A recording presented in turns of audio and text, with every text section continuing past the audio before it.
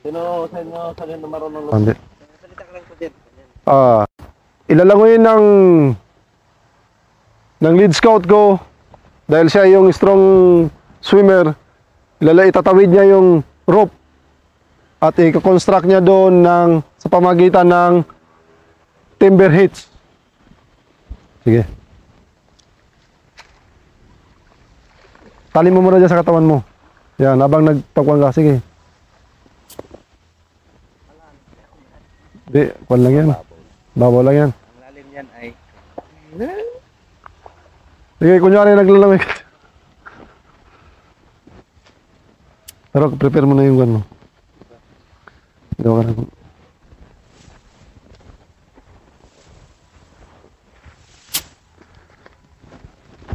Gawa ka na wala niya sa katawan mo.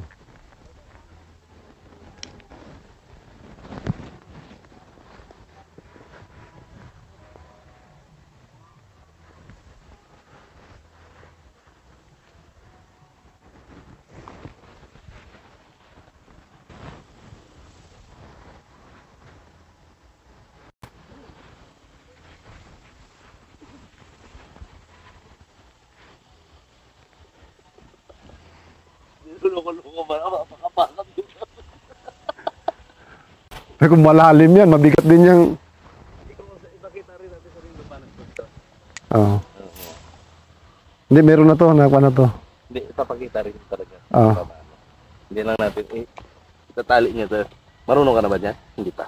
Hindi pa. Oo. Ilagay mo lang yun. Tapos yung pack mo. Ito, ikabit mo lang, no? Sa tali. Oo, habang pagong ka. Yung cellphone mo. Ipakita pa natin sa rin paano gagawin mo. Meron na to doon eh. Pero Juan. Na yung lubid doon. Okay, nakabit na. Hatakin ko dito yung lubid para matight. Ang ginamit niyang tali doon ay timber hitch.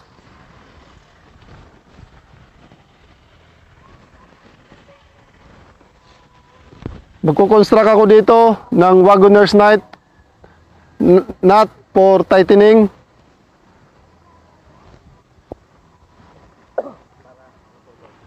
Para matight siya.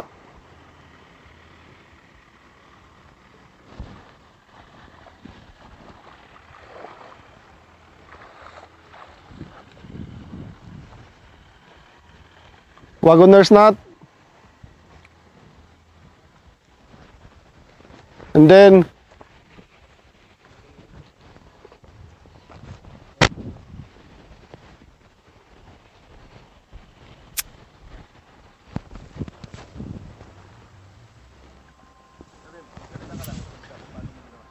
ito yung wagoner's nut, yung the rest of the rope na inikot ko sa katawan ng puno, and then yung dulo ibinalik ko, ipinasok ko sa loob ng wagoner's nut, and then hataking ko pabalik para maigpit yung kinonstruct natin na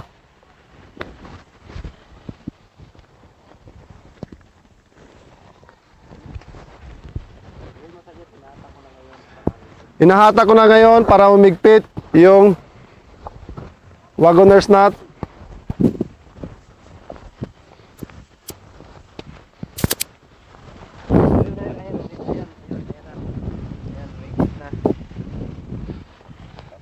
Ngayon, ilalak ko na yung ngayon maigpit na yung pangtawid natin. Ilalak ko sa pamamagitan ng round turn with 2 pitches.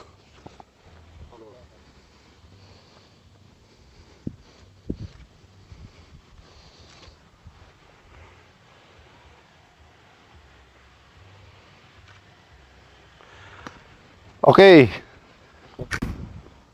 Round turn with 2 pitches. Ikot natin, papasok. And then i-cross.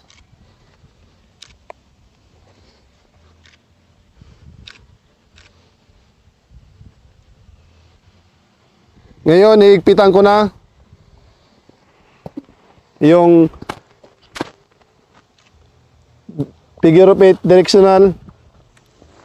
Ayan.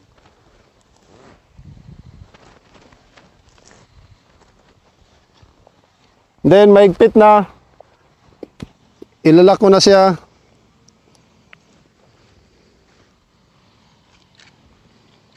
Round turn with 2 pitches. Sa ngayon, maigpit na yung Okay. Ito yung purpose ng go. ito yung purpose ng Wagoner's nut for tightening.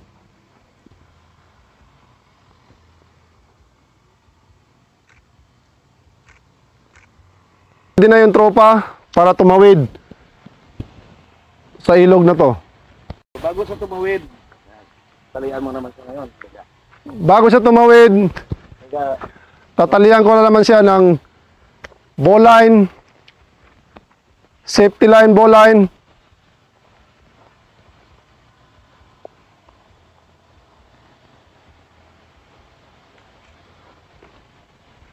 Tatalian ko yung kasama ko ng safety line, ball line.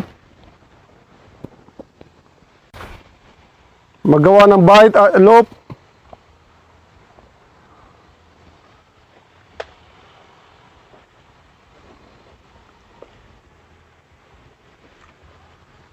Higpitan ko lang para maigpit sa katawan niya.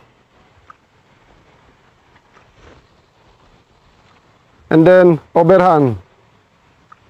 ang safety line buline ay maganda para sa Ang safety line ball line na to,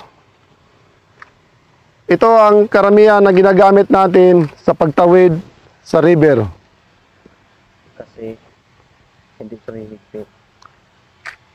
Ano? Kasi hindi ito hihigpit dahil pala. Kasi hindi ito higpit dahil sukat nyo na yung kung gaano kalaki o kaluwang yung tali mo. Tapos ang safety line buline ay mas madali ding tanggalin. Ang safety line ball line, madali siyang gawin at madali siyang kalasin. Okay. Tapos, yan.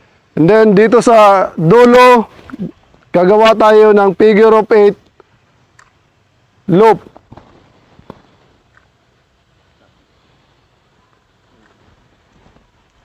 Para Dito ilalagay yung gadget natin na snap link. Dito ikakabit sa loop na to yung carabiner, ikakabit natin dito sa loop. And then ito na yung ikakabit dito sa may static line para safety na siya.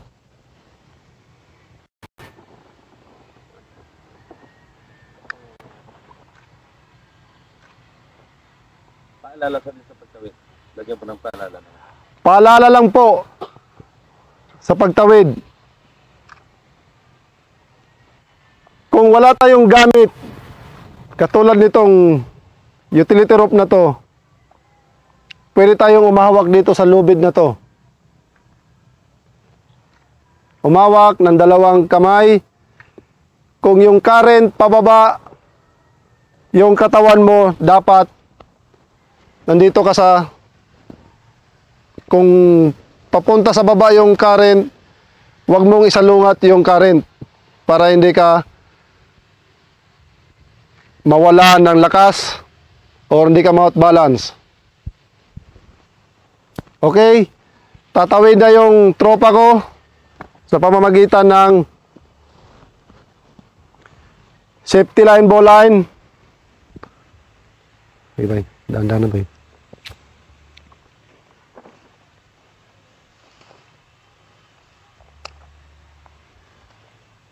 Sila, babay mo lang yan.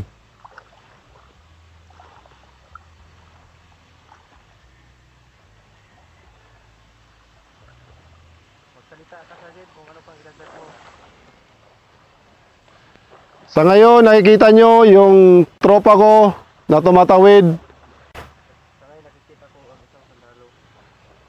Yung isang sundalo ngayon na nakatawid na, ginamit niya yung safety line bowline. Ito yung purpose ng safety line bowline.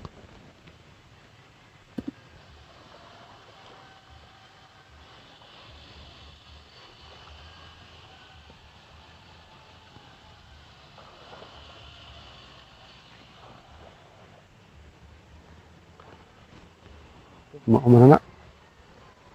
Kumana ka.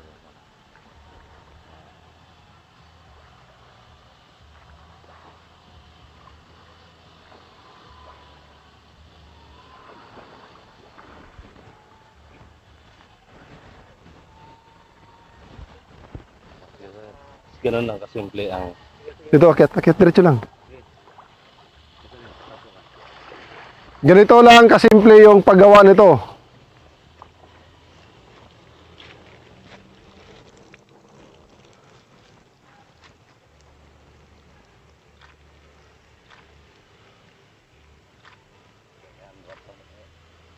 antay mo na sa sir, antay. Tanggalin baklas mo.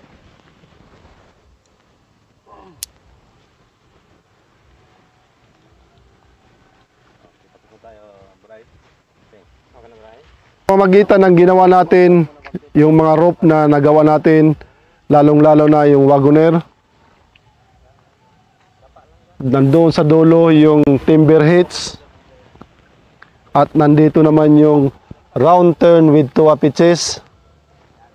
At sa katawan, ang ginamit natin doon, yun yung bowline.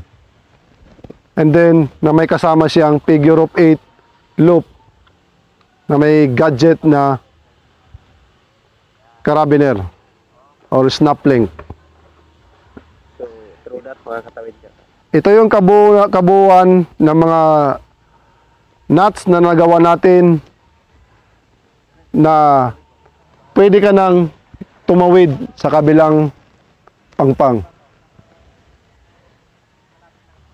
Ang wagoner, madali siyang gawin at madali siyang kalasin. Katulad nito, ikakalas ko sa pamamagitan nitong kalang na nilagay natin.